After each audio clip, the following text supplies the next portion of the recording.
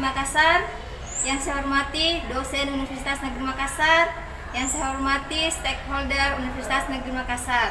Perkenalkan, nama saya Nur Hamidah, guru mata pelajaran Ekonomi UPT SMA Negeri 2 Parepare, Kelurahan Capagalung, Kecamatan Bacu Kiki Barat, Kota Parepare, Provinsi Sulawesi Selatan. Pada kesempatan kali ini, saya akan membuat video pembelajaran materi APBN dan APBD kelas 11 semester genap.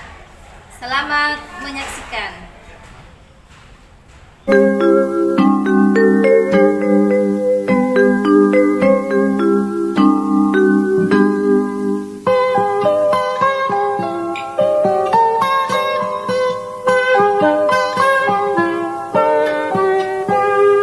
Pagiku cerahku, matahari bersinar, ku gendong tas merahku di pundak. Selamat pagi semua, ku nantikan dirimu di depan kelasmu, menantikan kami. Guruku tersayang, guru tercinta, tanpamu apa jadinya aku?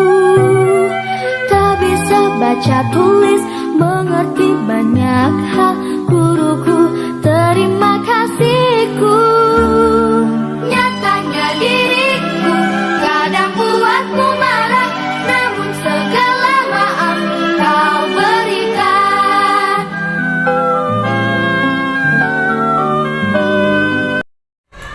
Ya, silakan. Gurunya disiapkan. Sebelum belajar, saatnya kita berdoa sesuai agama dan keyakinan masing-masing. Doa dimulai.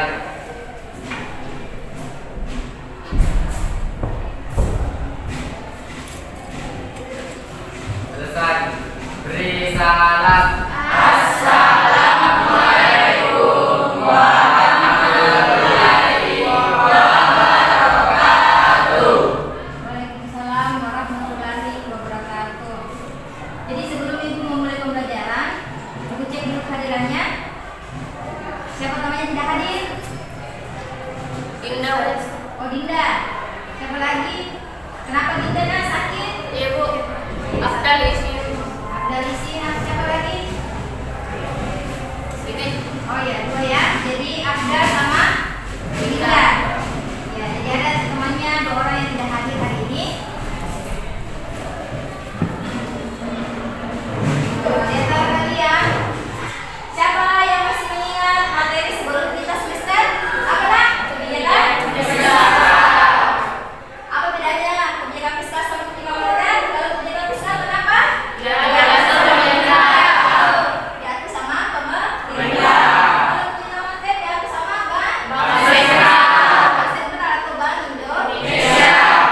Ya, siapa di antara kalian yang masih mengingat apa itu kebijakan fiskal? Coba kita silakan. Kebijakan fiskal adalah suatu kebijakan ekonomi yang dilakukan oleh pemerintah dalam pengelolaan keuangan negara. Ya, betul sekali. Berapa dulu temannya? Siapa yang masih mengingat instrumen kebijakan fiskal? Oh, banyak yang tahu yaitu Yang pertama pajak, yang kedua pengeluaran belanja negara, yang ketiga obligasi publik, dan yang keempat alokasi anggaran. ya, betul sekali. Berapa dulu? Apa itu obligasi, nak? Surat Utang negara. Utang negara. Masuk materi baru mengenai APBN dan APBD. Coba perhatikan di atas. Jadi indikator yang akan kita capai hari ini yaitu menjelaskan pengertian APBN dan APBD dan menjelaskan fungsi dan tujuan APBN dan APBD. Jadi ada dua indikator yang akan kita capai yaitu pengertian, fungsi dan tujuan APBN dan APBD. Lanjut. Melalui model pembelajaran progress learning, peserta didik mampu dan mengetahui pengertian, fungsi dan tujuan APBN dan APBD. Apa sih yang dimaksud dengan APBN dan APBD. Pengertian APBN. APBN adalah rencana keuangan tahunan pemerintah negara Indonesia yang disetujui oleh Dewan Perwakilan Rakyat atau DPR.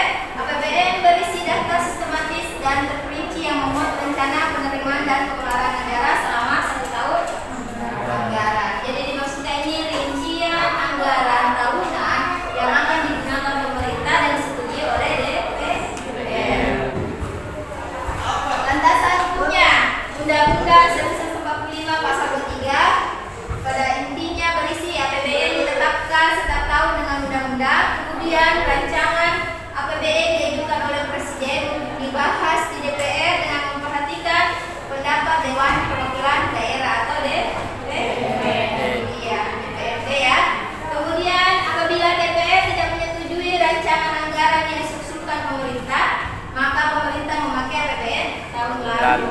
Dimaksudkan di sini ketika DPR tidak menyetujui anggarannya APBN-nya, maka menggunakan APBN tahun lalu. Ya, dipahami? Perhatikan mas semua, ini gambar apa? Gambar apa? Iya, ini gambar apa? Ini gambar apa? Guru. Jadi ini adalah salah satu contoh profesi ya. Ada polisi, ada dokter, ada guru. Siapa yang bayar ini nak? Negara.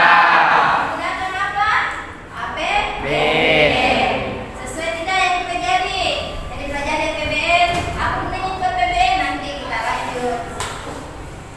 Lanjut lagi, perhatikan gambar berikut. Ada pendapatan negara, ada belanja Negara. Sebelum membahas ini, apa sih sebenarnya kepanjangannya APBN? Nak? Anggaran pendapatan belanja negara. Sekali, anggaran pendapatan belanja Negara. Sesuai namanya berarti ada pendapatannya, ada Belanja. Seperti kita pribadi, misalnya guru, ada penghasilannya, kemudian nanti digunakan apa belanjanya? Digunakan apa? Untuk beli makanan, dibeli untuk apa? Untuk beli Sayur. bensin, kemudian apa lagi? Kebutuhan. Iya, kebutuhan sehari-hari, beli pakaian, itu belanjanya untuk guru ya. Sama halnya dengan negara. Apa sih sebenarnya belanja negara? Perhatikan semua, sumber-sumber pendapatan negara yang pertama adalah pajak. Jadi pajak adalah penghasilan negara yang paling besar, ya.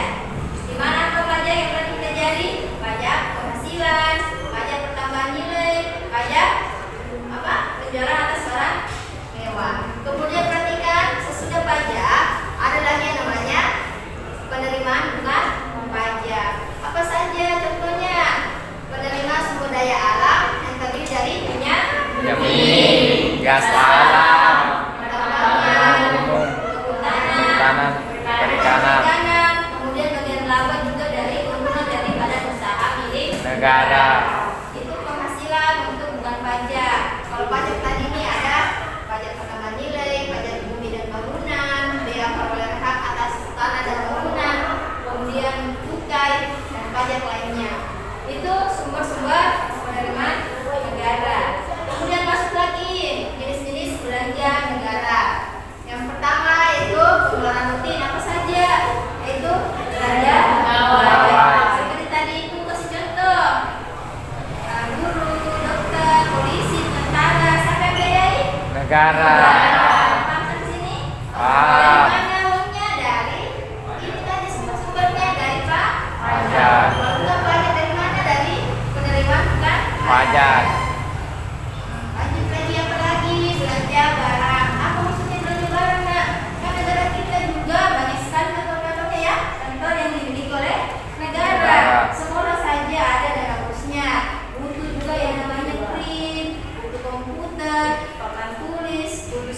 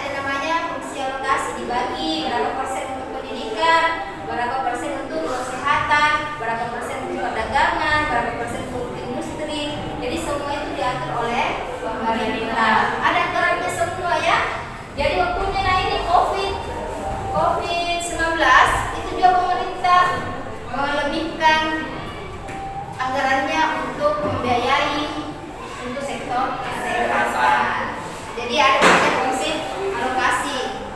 Kedua, fungsi distribusi.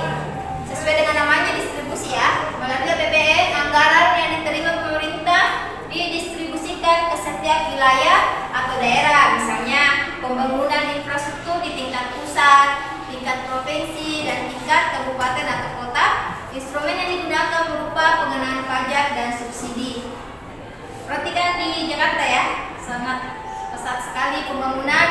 Kemudian ini diusahakan supaya ada pemerataan pembangunan, artinya juga ada anggarannya untuk di daerah supaya ada juga pembangunannya, ya. Kemudian lanjut, fungsi stabilisasi. Sesuai dengan namanya, ada namanya stabil, berasal dari kata stabil ya.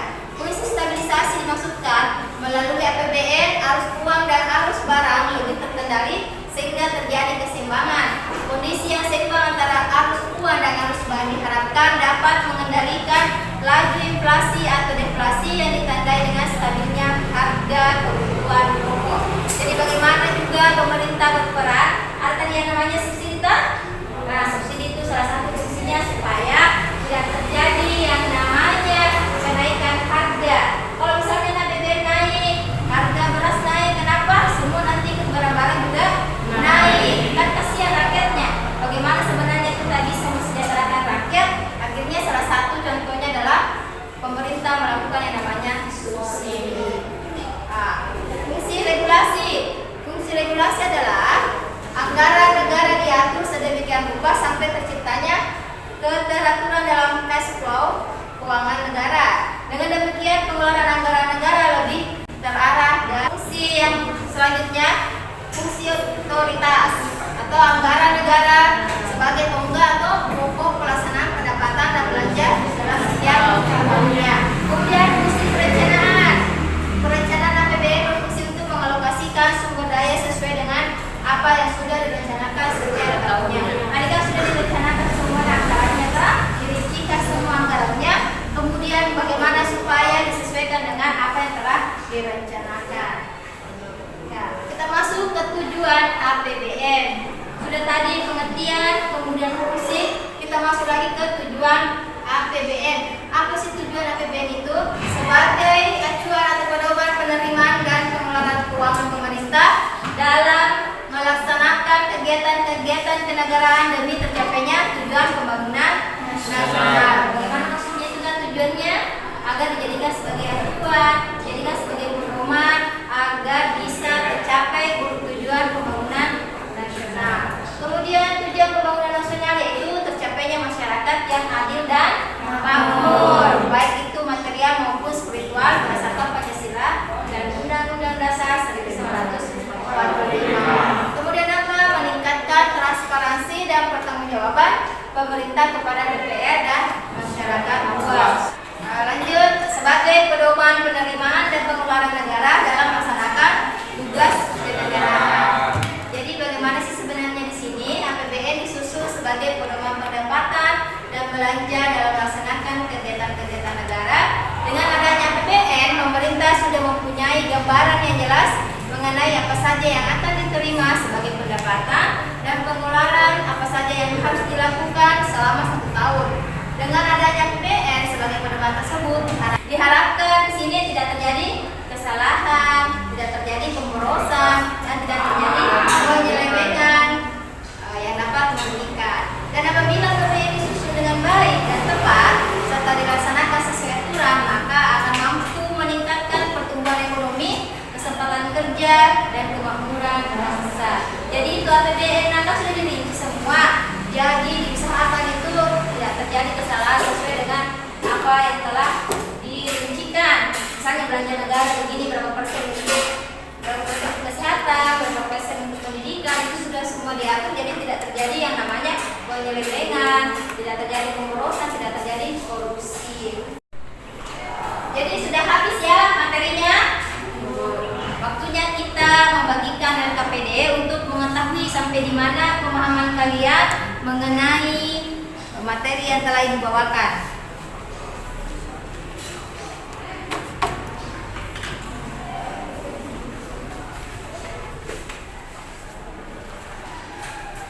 Silakan dibaca selanjutnya.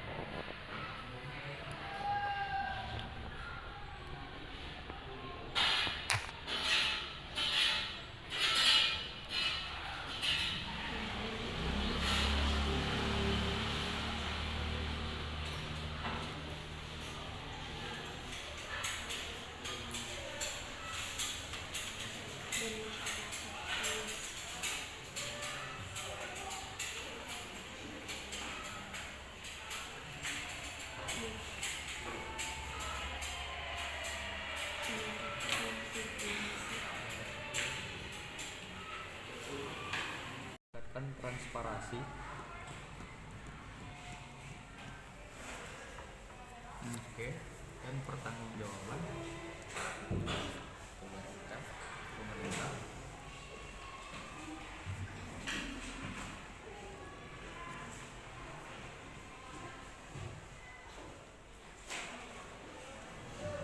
Ya, kepada DPR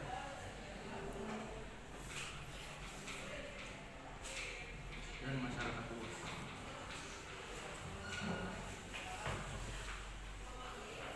Disusunnya APBN adalah sebagai acuan atau pedoman dengan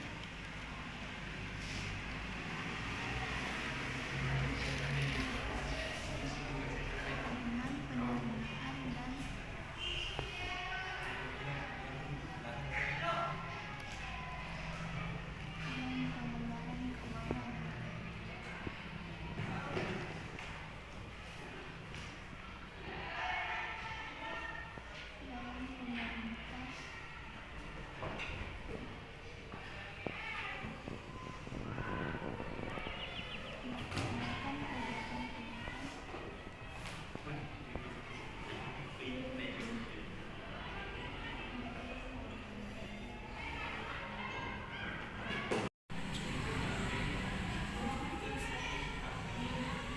Misalkan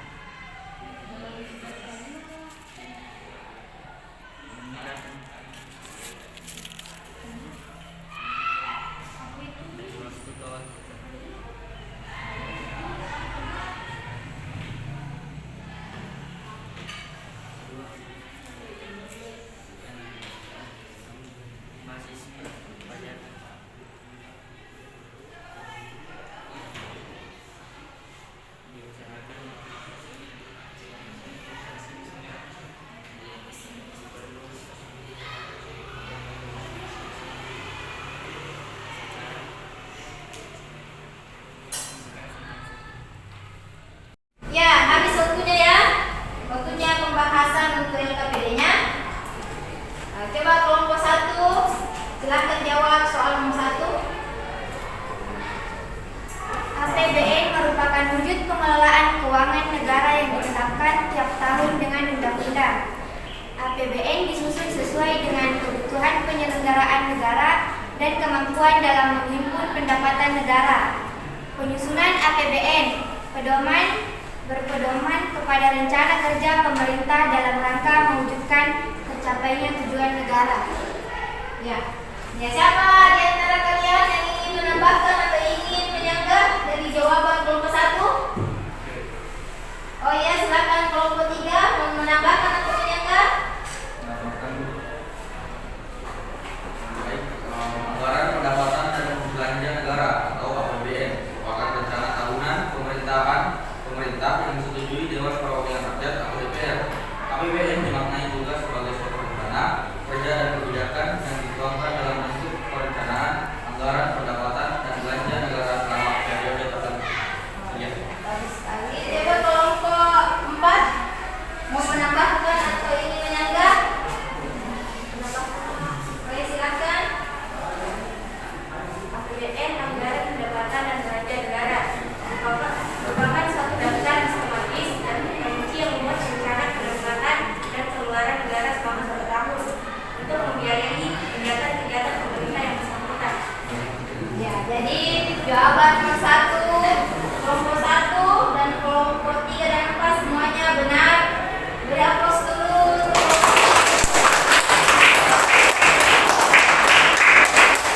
Kita masuk ke soal nomor 2. Silakan kelompok 2. Tujuan APBN. Tujuan APBN terdapat dalam undang-undang yang sudah ditetapkan oleh pemerintah.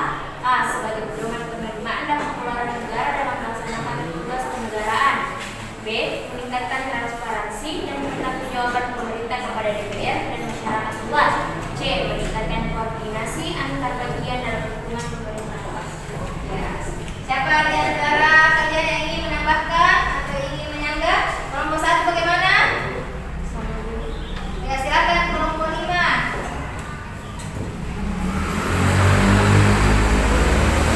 Satu, pemerintah mencapai tujuan fiskal, memungkinkan pemerintah memenuhi prioritas belanja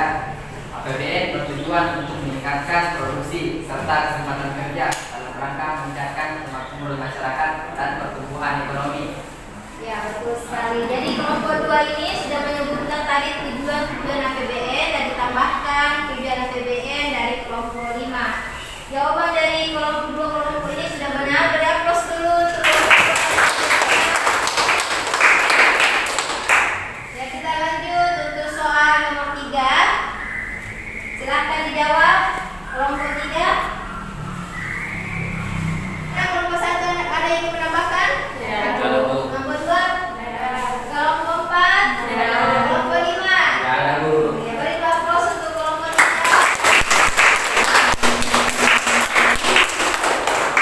Silakan kelompok 4 menjawab soal nomor 4.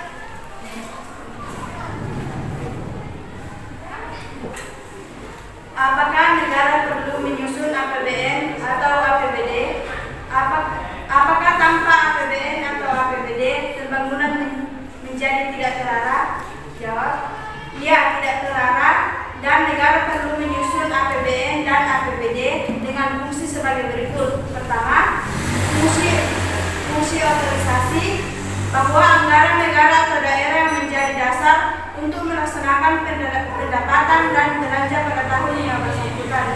Kedua, fungsi perencanaan, bahwa anggaran negara atau daerah menjadi pedoman bagi manajemen dalam waktu merencanakan kegiatan pada tahun yang bersangkutan. Bagaimana dengan kelompok lain? Ada yang ingin menambahkan atau ingin menyanggah? Saya, Bu. Ya, kenapa ini ingin menambahkan atau ingin menyanggah?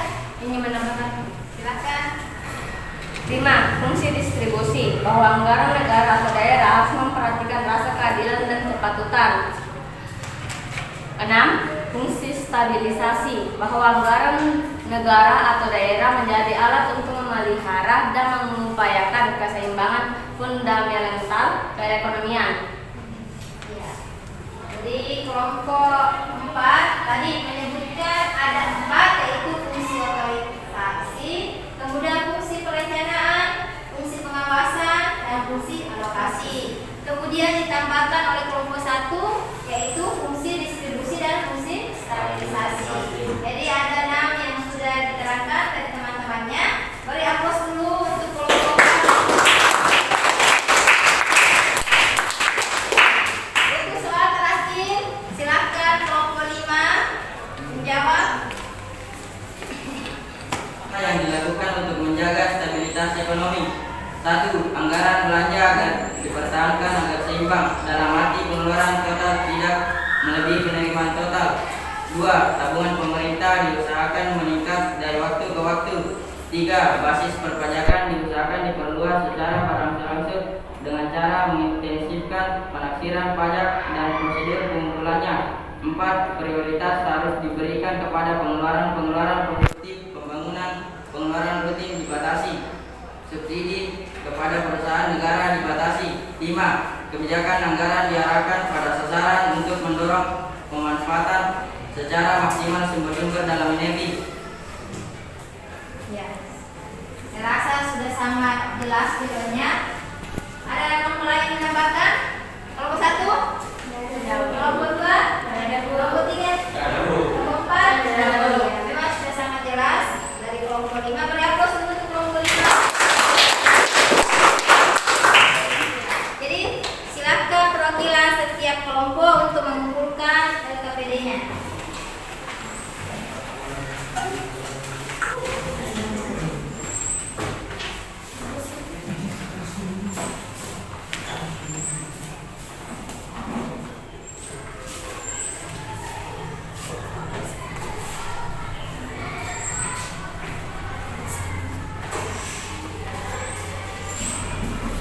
Jadi sudah semua ya kumpul.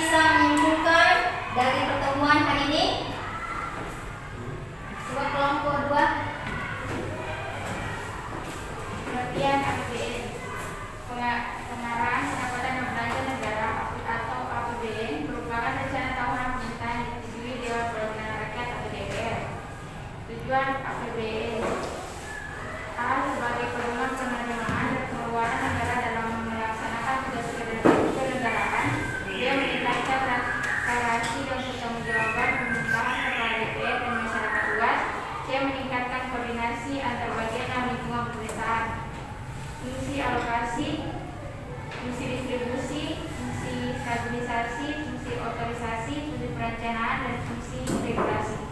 Bagi aplaus dulu untuk temannya. Jadi ada 3 poin yang kita pelajari hari ini. Yang pertama pengertian, yang kedua fungsinya, dan yang ketiga adalah tujuan. Di mana pengertian dari APBN itu sendiri adalah rencana tahunan pemerintah yang disetujui Dewan Perwakilan Rakyat. Kemudian tujuan APBN itu sendiri yaitu sebagai pedoman penerimaan dan pengelolaan negara dalam melaksanakan tujuan kenegaraan. Kemudian yang kedua, meningkatkan transparansi dan pertanggungjawaban pemerintah kepada DPR dan masyarakat. Kemudian meningkatkan koordinasi antar bagian dalam lingkungan pemerintah. Kemudian untuk fungsi dari APBN itu sendiri, yang pertama adalah fungsi alokasi, kemudian yang kedua fungsi distribusi, yang ketiga fungsi stabilisasi, yang keempat fungsi otorisasi, kelima fungsi perencanaan, dan keenam adalah fungsi dari regulasi. Jadi untuk pertemuan minggu depan kita akan belajar tentang instrumen tentang apa sih? Oh iya, minggu depan kita akan belajar tentang mekanisme APBN. Bagaimana sih sebenarnya mekanisme APBN itu? Nah, sebelum menutup pembelajaran hari ini, ayo kita main games dulu, ya, untuk merealisasikan tubuh kita, pikiran kita agar menjadi rileks kembali, ya. Coba semuanya berdiri.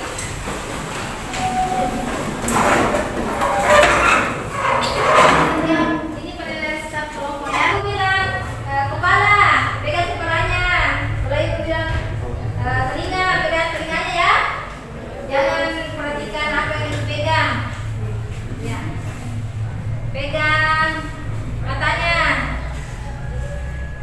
Pegang kepalanya. Coba lihat semua ibu. Pegang mulutnya. Pegang hidungnya. Kemudian pegang kakinya.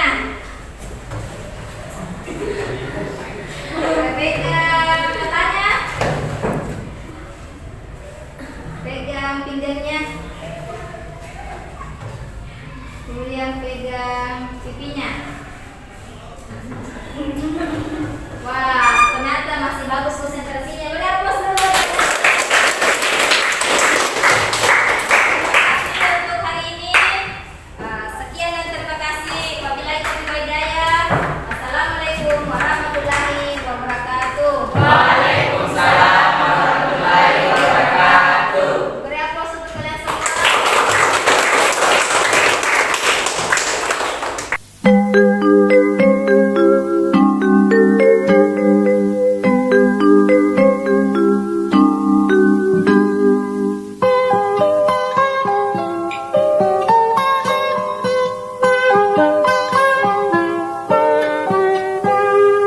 Pagiku cerahku, matahari bersinar, ku gendong tas merahku di pundak.